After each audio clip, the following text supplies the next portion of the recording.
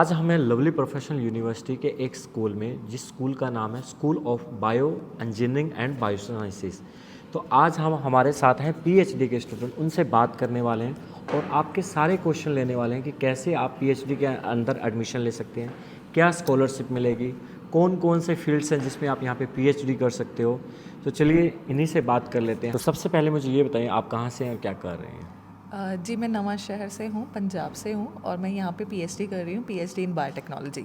ठीक है। हाँ जी सर, मेरा नाम अस्मा मसूद है, मैं जम्मू कश्मीर से हूँ और मैं यहाँ पे पीएचडी कर रही हूँ ज़ूलॉजी में।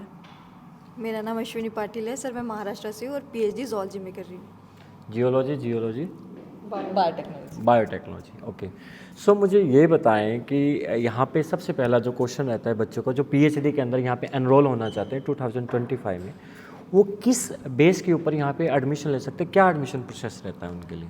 सर यहाँ पे एडमिशन प्रोसेस एक तो ये है कि हमारी यूनिवर्सिटी एक टेस्ट कंडक्ट करवाती है, एंट्रेंस टेस्ट एलपीयू नेस्ट। बच्चा वो क्वालिफाई कर सकता है, फिर उसके बाद एक इंटरव्यू होता है, इंटरव्यू क्वालिफाई करे तो एडमिशन ले सकते हैं। एक तो ये प्रोसेस है यहाँ पे, ठीक है। और एक और प्रोसेस है, जैसे कि नेशनल लेवल टेस्ट बच्चे क्वालिफाई करते हैं, नेट CSR नेट हो गए, ठीक है। वो बच्चे अगर क्वालिफाई कर लेते हैं तो वो भी यहाँ पे एडमिशन्स ले सकते हैं। ठीक है। तो उन सब के बेस के ऊपर जितने भी आपने टेस्ट बताए, उन बेस के ऊपर उनको स्कॉलरशिप भी मिलती है यहाँ। जी, जैसे कि यहाँ पे ना डिफरेंट कट ऑफ्स होते हैं, तो अगर बच्चे का जितना अच्छा कट ऑफ आता है तो उस बेसिस पे हमें यहाँ पे स्कॉलरशिप्स मिल रही है। ठीक है। जैसे बच्चे ने यहाँ पे एलपी नेस्ट दिया तो उसके बेस पे स्कॉलरशिप है। हाँ जी बिल्कुल। और वो उसका हर सेमेस्टर रहने वाली है। सर जैसे कि हमारे यहाँ पे पीएचडी में जितने भी सेमेस्टर्स होंगे वो टिल लास्ट सेमेस्टर तक कंटिन्यू रहते हैं। तो यहाँ पे जो मैक्सिमम ड्यूरेशन है हमारे यहाँ पे पीएचडी की वो तो 6 ईयर्स है, पर यहाँ पे जो भी ड्यूरेशन हम देते हैं यहाँ पे 3.5 ईयर्स तक हमें स्कॉलरशिप्स देते हैं। स्कॉलरशिप देते हैं, हाँ जी। ठीक है। और क्या क्या बेनिफिट रहने वाले हैं अगर बच्चा मतलब कि पीएचडी देखता है। एक तो उसको एलपी नेस्ट के बेस के ऊपर स्कॉलरशिप मिलेगी। अगर नेशनल लेवल टेस्ट की बात करें सर, अगर नेशनल लेवल टेस्ट कोई बच्चा क्वालिफाई करेगा, लाइक अगर उसको फर्स्ट 100 पोजीशंस आती है CSIR नेट में, तो उसको JRF मिल जाती है। तो उसको फिर मंथली फेलोशिप मिलती है 36,000 प्लस HRA। सर 2 सालों के बाद उसका फिर SRF हो जाता है, तो फिर उसको एक्स्ट्रा और पैसे मिलते हैं। तो ये बेनिफिट है CSIR नेट का। ठीक है। और जो यहाँ पे अपनी स्कॉलरशिप, ये फेलो स्कॉलरशिप मिलती है ये LPU नेस्ट के थ्रू, वो हमें फ़ी को डिडक्ट होती है। वो हमें ऐसे पैसे नहीं मिलते, लेकिन फ़ी को डिडक्ट हो जाती है। फी डिडक्ट होती है। यस सर, यस ठीक सर। है। तो वो 4 सालों तक रहती है वो वाली स्कॉलरशिप। ठीक है। सर, आप महाराष्ट्र से आए। जी सर। महाराष्ट्र से आए तो आपने रिसर्च की होगी थोड़ी सी जी, कि यूनिवर्सिटी रिसर्च में कैसी है, क्या अपॉर्चुनिटी प्रोवाइड कर रही है। तो थोड़ा सा रिसर्च के बारे में बताएं और क्या फैसिलिटी यूनिवर्सिटी देती है। सर, जैसे हम देखते हैं कि लैब्स या फुली इक्विप्ड होती है, जो भी हम इंस्ट्रूमेंट चाहते हैं हमें इजीली अवेलेबल हो जाते हैं। ठीक है। और मतलब सुपरवाइज़र जो हमारे यहाँ पर गाइड होते हैं वो भी हमें काफ़ी हेल्प करते हैं रिसर्च के लिए। ठीक है। जी। ओके। ओवरऑल पीएचडी में रिसर्च का कल्चर कैसा है। अगर मैं बात करूं पीएचडी के लिए, ठीक है, यहाँ पे यूनिवर्सिटी हमारी लवली प्रोफेशनल यूनिवर्सिटी में, तो पहले तो हमारे जो भी सुपरवाइजर्स हैं तो सभी जो हैं पीएचडी हैं और इवन सभी के बहुत अच्छे रिसर्च हैं। ठीक है। और इवन आप देख सकते हैं रिसर्च आउटकम सबके बहुत अच्छे हैं, ठीक है। काफ़ी अच्छे उन्होंने पेपर पब्लिश किए हुए हैं। एक तो मेन रीज़न ये है, ठीक है। दूसरा हमारा यहाँ पे ये है कि हमारे यहाँ पे जो लैब्स हैं वो फुली इक्विप्ड है, ठीक है। आपको सारे इंस्ट्रूमेंट्स यहाँ पे मिल जाएंगे। और यहाँ पे यूनिवर्सिटी के अंदर एक CIF है, इंस्ट्रूमेंटेशन फैसिलिटी। वहाँ पे आपको सारे जो है, आपको अगर कुछ भी करेक्टराइजेशंस करवानी हो डिफरेंट अपने जो भी सैम्पल्स की हैं वो आपको यहीं पे मिल जाएंगे। और इवन आपको काफ़ी कम प्राइजेस में मिल जाएंगे। अगर आप बाहर कहीं और करवाते हैं, कहीं और लैब्स में करवाते हो, तो वो काफ़ी उनके चार्जेस हाई हैं। ओके।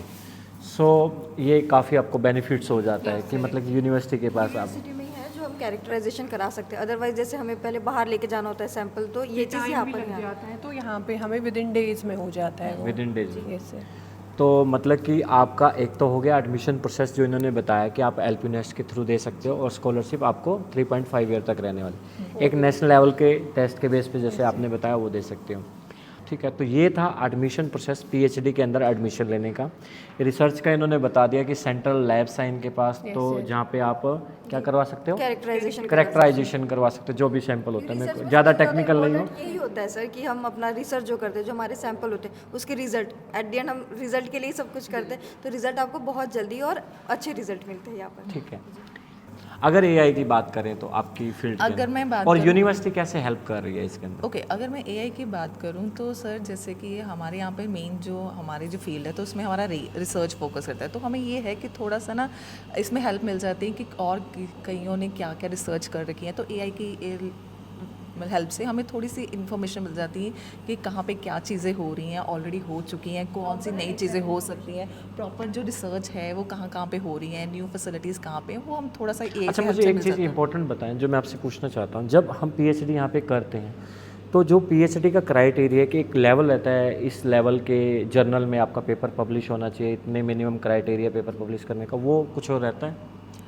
सर यहाँ पे हमारे यहाँ पे थीसिस जैसे कि थीसिस सबमिशन से पहले पहले हमें ज़रूरी है कि हमारा रिसर्च पेपर पब्लिश हो यहाँ पे इस लेवल के जर्नल्स में इन्होंने स्कोपस में, हाँ जी, स्कोपस हो गया, वेब ऑफ साइंसेज हो गया, ठीक है। इसमें आपका जो है प्रॉपर अगर इंडेक्स का मैं बात करूँ तो हमारी यूनिवर्सिटी में काफ़ी अच्छे फैकल्टीज़ है, उनका काफ़ी अच्छे इंडेक्स आ चुके हैं, 3 higher index, high impact factor पढ़ चुके हैं, हाँ जी।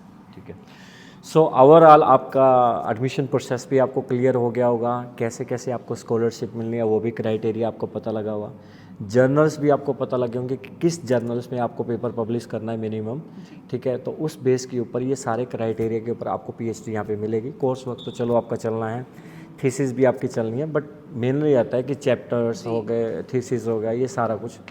तो लैब्स भी यूनिवर्सिटी के पास जैसे इन्होंने बताया अच्छी हैं। तो अगर आपका प्लान बन रहा हो तो एलपीयू के अंदर पीएचडी करने का, तो आप एडमिशन ले सकते हैं, आपको कहीं नहीं जाना। डिस्क्रिप्शन के अंदर हमने लिंक मेंशन कर दिया, डायरेक्ट अब वहाँ से जाके आप एलपीयू नेस्ट को अप्लाई कर सकते हैं। और LPU RMV 124 एक डिस्काउंट कूपन कोड है, ये लगा लोगे आपको 20% का डिस्काउंट भी मिल जाएगा।